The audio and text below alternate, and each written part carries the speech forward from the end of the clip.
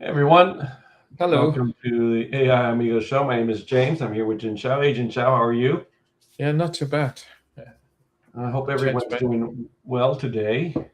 Yeah. I hope you're doing well, Jin Chao, up in destroying tokens in your part of the world. Yeah. Um, It's but quite. before we It's get started, go yeah. ahead. Today's weather is quite nice. Actually, changed a little bit, but still cooler. Yesterday I was in Belfast. It was 27 degrees. It was really warm. That's why I just sent a Too text warm. to you. I said, "What temperature is it?" And my air conditioner in the car is broken. So yeah, Ooh. that's I have to open the window, listen to the wind noises. Nice one.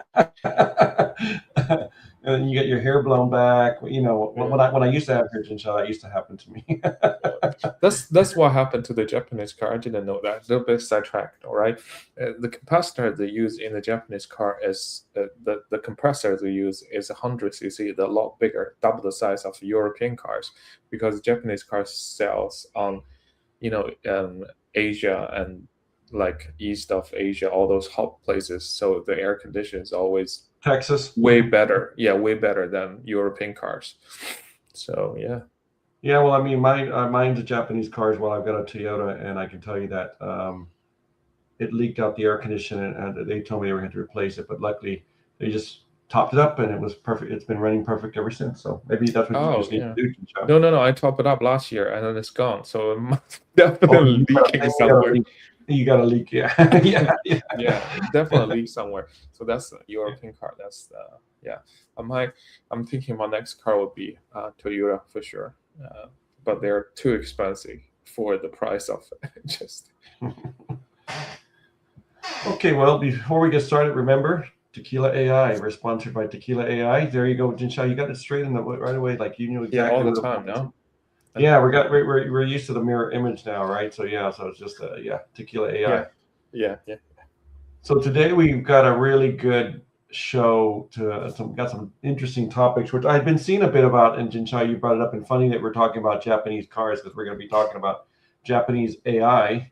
Mm-hmm. But we're talking about today is a country-sized AI factory genius or terrifying Japan's $6.2 billion bet. Which, in fairness, I think that's not a lot of money if you think about it, 6.2 billion. But well, what I mean is for a government, Yeah. not like an individual company, but for a government to come out and spend that much, it's not so much, right? Yeah, it doesn't sound too much, right? Because we've been saying all those different kind of investment in US, it's always like a really, really big number. So this compared to them, yeah, definitely smaller size. Yeah. Yeah, well, I mean, one of the things there is we see with the now I'm going to pronounce this wrong, I'm sure, but it's the Masayoshi Son. Basically, it's SoftBank's was an early Nvidia investor. Once owned around 5% of Nvidia, Mm-hmm. and he dumped the entire stake for more than 5 years ago, when it Mm-hmm. was worth just under 4 billion, right? Yeah, yeah. I mean, SoftBank is always have aggressive investment kind of track record, and then he was he wasn't doing really good before betting on Alibaba, or so um, so that was the big comeback kind of, Well, and then he got out too early, Jinshaw. I mean, if he sold for 4 billion, it would have been worth hundreds of billions had he stayed. mm, But again, as we say when you're trading in the market, you got to leave some for the other guy. You can't be greedy. If you have your investment thesis and if you say this is where my target price is, and it yeah, hits your target price and you sell, that's fair. And looking yeah, back, the problem is when you go and you look back, go, oh well, if I wouldn't have sold it, the next time when you do another investment, you don't sell, and it winds up going down. And you go like, why didn't I sell? So, you just have this is what you're going to make, and you yeah, made it. You move on. You know. yeah. I mean, like a lot of investment move out from China because the geopolitical issues, and so Well, I mean, right now we're seeing SoftBank is right back in the room as a core Noetra partner, buying Mhm. Jensen Young's chips by the tens of thousands. The guy who sold Nvidia is now one of the Nvidia's biggest Japanese customers. And Yeah. so we're looking at that. So Jensen's 30-year Japan loyalty arc. Huang didn't, now is that correct? Huang is Huang, right? Huang didn't parachute in for a photo op. He spent 2 years, or 2 full days, sorry, in Tokyo, courting the industrial elite there. And part of his lore, he's told an early Japanese customer effectively threw Nvidia a lifeline decades ago when the company was nearly dead. Now, one of the things I know about Nvidia doesn't have or own a factory. They just design the chips. And it's usually Taiwan Semiconductor that builds them, or other Yeah. chip producers, but they design the chips. So they don't have, which is an interesting thing because they're not sitting on a bunch of inventory as such, but there's the inventory of like parts and things like that. But they are sitting on, they've got a lot of intellectual property or patents that they have of their processes and chips. Yeah. The TSMC, right? So yeah. So all their production lines right now is being tilted towards like high profit AI chips now at the moment. So Well, yeah. I mean, if you think about it, he said 30 years ago, we bailed out your company. So you kind of owe us. Nvidia wouldn't be Nvidia today if we had not bailed you out. And basically, that's kind of the story that's basically happening behind the news, if you will. Let's call it the gossip. Yeah, I mean, I was watching one of those podcasts with Jensen Huang on it. Like he has this vision. There's a different kind of chips. It can't be just every computer use CPU, and that's his vision. And there will be a GPU chip, And then that time the market is nobody was making that chips. Everyone's computer is running okay with whatever produced there. So they said, what was the industry can actually benefits from this kind of GPU different chip. So that's where they target and the gaming. That's What what do they you came up think? Do you with. think? I mean, well, I know initially, I know like they were using GPUs like for cryptocurrency, data, Mhm. crypto mining and things like that, and then now we're going into AI and trading. But do you think like now looking at unified memory using the Mhm. CPU, like how is that gonna affect someone like an Nvidia? Yeah, You but know? it doesn't affect the memory. It just unified memory just is kind of more efficient way to assign the memory to it. Because before we have a memory and where GPU was with inbuilt memory in there, so they can't use each other's memory. So what Apple does is kind of like let's make it more efficient, and everything is inside the chip, the GPU, CPU. Whenever they want, they can just allocate the memory to it. So that's the change, just running more efficiently. Doesn't really change really the architecture of the computer, you know? Okay. Okay. We have a question here. Let me just show the question there. So why is Micron dropping so much? I'm losing money in all my AI stocks. Well, you kind of answered your question there. In regards to what I mean by that is that really all AI stocks at the moment have been taking a hit, and Yeah, so yeah. ME is one of their, where Nvidia would be. So you're seeing one thing, in my experience with the markets is that the market's pendulum swings. There's no like middle ground. So when they sell, they oversell, and when they buy, they overbuy. So then Mhm. what we go into when it's overbought, we go into correction territory where you have Yeah, a 10% drop. And I know that MU or Micron is had that drop. yeah. I think it dropped 8% yesterday and about 6% today, but I think it's an overall drop. Maybe it's a good time to buy because we touched that last week, I think, in the video, right? And Yeah. we talk about the Korean young people was over allocated, like 70% of the young people actually trading stocks. Like, so a lot of margin calls and clear out accounts and all that sort of stuff. But at the same time, we seen the news of Warren Buffett winning with Google. That's a big buy, right? Whenever it's still up there, he bought it for the long term. So yeah, it's not financial advice, but Yeah. it just can't go up all the time. Maybe it's the time to add a little bit in, the average buying kind of thing. Well, but dollar cost averaging is Yeah. what you're talking about, or euro cost averaging, whatever. But I mean, MU had just skyrocketed up, and that's one of the things is that when it goes way up like that, the drop eventually will happen. So yeah, you just got to be careful. But is the AI trade unwinding? Are people beginning to say, well, maybe AI is not worth it, as well as are we going to get to a point? I know we've had a chip shortage. Are we going to have a chip surplus? Are we going to just have so many chips out there, you know, that because everyone's saying, oh, there's such a demand, and they start creating and creating and creating. Eventually, maybe they're not buying as many, and then we see that there's just too big of a demand out there. Sorry, not too big of a surplus is what I meant to say. Yeah, I think the infrastructure is still needed for sure. The AI infrastructure to build up. They just like all the companies now, like all the IT company, kind of like construction company now.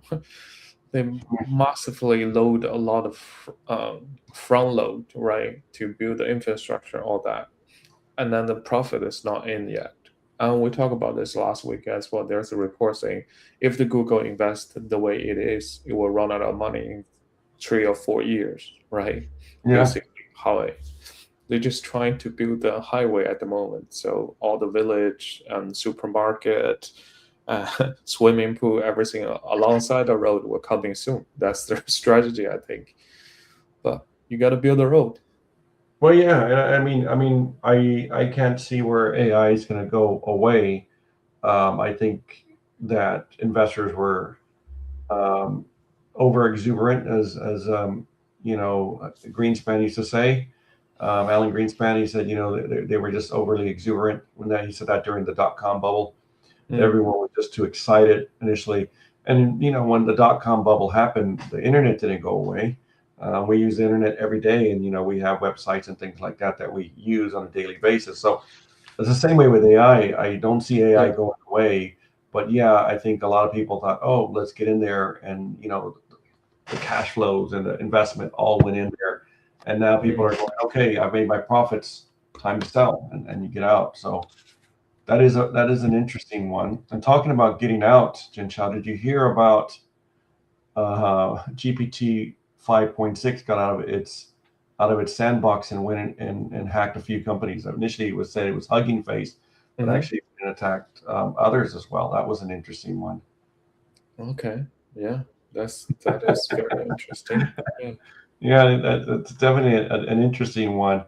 But going back to we were talking about Japan. Japan has created a new AI that apparently is quite interesting. And I know you did some stuff, some research on this. What are you thinking about that, Jin Shao? What are your thoughts on that? You're still talking about the AI factory? Yeah. Yeah. I look into the announcement of this, like what the GPU they use. They use 27,500 of Nvidia Rubin GPU, which is next gen, and succeed the Blackwell, and then 13,000 something Vera CPU chips. So we're talking about that. They're still using CPUs, right? Yeah. Then there's 382 NVL72 racks. So they're gonna put them in there, and all those, for the AI center they wanted to build. And I see the investment kind of who went in. It feels like this is the kind of the foundation they're gonna build, and then the aiming is to build actually the AI bots. They're targeting about how much percent, maybe they wanted to have about 30% of the global market share in 2024 about the AI robots. So you can see the investments, they all like a different material. There's a Nippon Steel, Kobe Steel, all those factories invested. Industrial tooling, there will be Tokyo Electric, Hitachi, Toshiba, all those people, all those companies who have built the kind of robotic things, and they're kind of putting it together of whole industrial line. Like in China, there's a different tooling for the robots and everything. They try to How do you see that? Gathering all the resource and figure out the pipeline for the AI robotic. But thinking back then, like you always see a lot of those Japanese robots back even 1990, 2000, right? They might not be the AI robot now, but they are the robots, right? Yeah, yeah, they definitely do. Yeah, I mean, in the And then there's still very advanced on their industrial AI, like industrial robot arms and all that sort of stuff. So yeah. well, I know in the 1980s. Now I was a kid now when this was happening, but in the 1980s they were talking about how people in the U.S. needed to learn Japanese, and you watch the 80s movies, you see that because Yeah. they're saying the Japanese are going to take over because they were producing cars and things like that, and there was the thing there. So that's interesting now that we're seeing that they're looking to get more technologically advanced, and we're going and even like what you're talking about, like 27,500 GPUs and Uh-huh. 13,750 CPUs. Imagine the electricity that needs to run this. Mm-hmm. It's just going to be huge amount of electricity. But They were talking about it's 140 megawatts data center capacity. Is equals to about medium-sized power plant and needed for that's that. that's a lot. Wow, that's a Yeah, lot. Well, and they say they're going to be at 30% of the global robot market by 2040. So I mean, yeah. it seems like a long way, but we're talking 14 years from now, right? Mm-hmm. So it's not too far away. But yeah, so like things like logistics, nursing care, agriculture, disaster response, defense. The drones. I Yeah, know, like in nursing they care. actually need it. Yeah, I mean, like Japan is one of those countries. The population has decreased for a long time. The birth rate was declining. There's tons of old people. Those are robots are gonna be in workforce. They're gonna be nursing all those places they can help. It's really good for the people there. Because we see all different countries hitting those decreasing population problems, right? Yeah. So, yeah. Well, I mean, I think as well, like if you think about that, like even like I know Elon Musk is looking at doing like nursing care, where we have aging populations in Europe and the United States, we all over. I don't think it's as big of an issue in China. I don't think so. But they do. Like because of one child policy, it's not Um, far away from collapsing now. so the thing is that having to care for the elderly, um, Hmm. like I can relate personally because I've got a parent that needs to be taken care of. Where if you have Yeah. a robot, I mean, if you think about like when you have home health care, where they come in and look at you in your home, because ultimately you want to stay in your home as long as you possibly can. And the thing is to get different nurses or different carers to come in. Where if you had a robot that came in, I mean, and I think that's one of the things that Elon Musk has been talking about doing, Hmm. that come in and look after you, and it doesn't get tired, it doesn't need breaks, doesn't eat, it doesn't, and it obviously has the strength to pick you up and things like that. So I think that's going to be a really, really big thing in the future. um, It is. I think it's way better than the cost on nurses. That kind of way. yeah, exactly.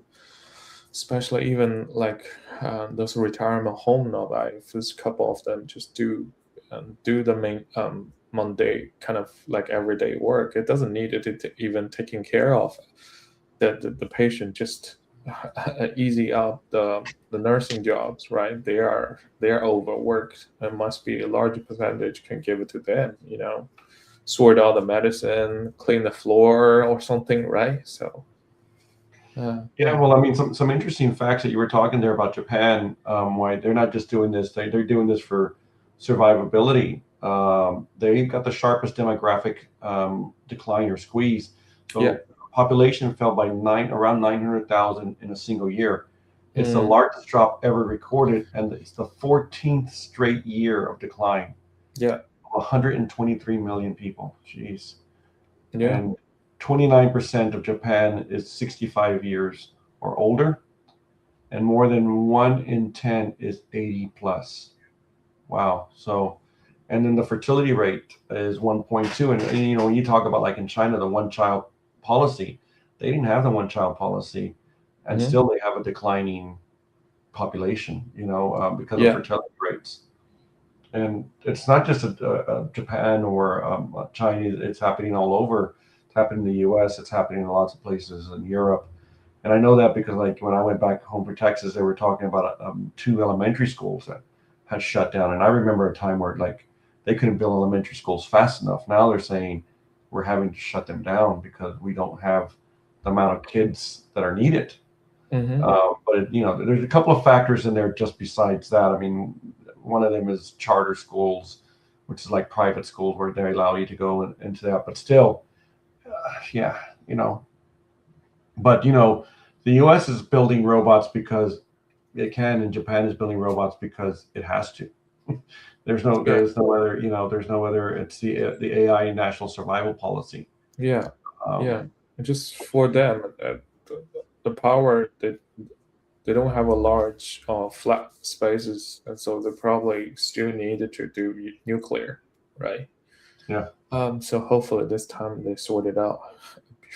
Don't Yeah, I put. mean, we saw what happened with the Fukushima reactor Mhm. after the earthquake, which is is more than concerning, because radioactive material is going into the Pacific Ocean that would affect all the neighboring countries, including Yeah. China, India, Philippines, things like that. Hmm. So yeah, it's definitely something to keep an eye on. But I know that they developed an AI that is dramatically looking at be able to take like 1 trillion parameters.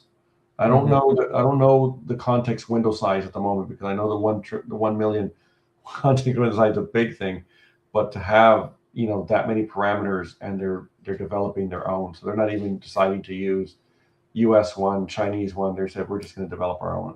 So that's quite interesting as well. So Yeah, I mean, like it's hard to say who developed the model now, right? I know we have a side news we're looking into social media and all that. Apparently, a lot of people tried, and not from the console. If you're directly using API calls, and and then calling to Grok or Anthropic's model, sometimes there's just like a 40 something percent chance.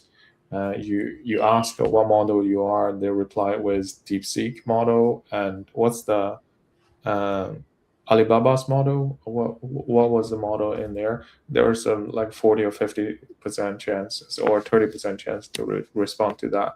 I was looking into that. It's quite interesting. But like I was saying, it's just a system kind of identification error. But like that doesn't look good on you. Do you know what I mean?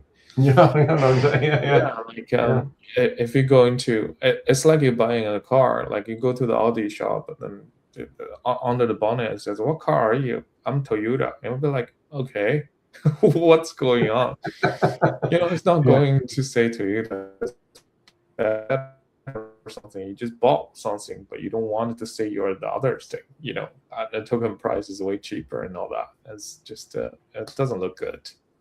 Well, I mean, in saying that, Jinchao, that the EU AI Act that's coming in August. So apparently Yeah. now, um, the first part of it anyway is you have to declare when it's AI. So like if you have a chat bot or you have when you call on the telephone and you're talking to someone and you think it's a real person, but it's actually you have to tell people that it's AI.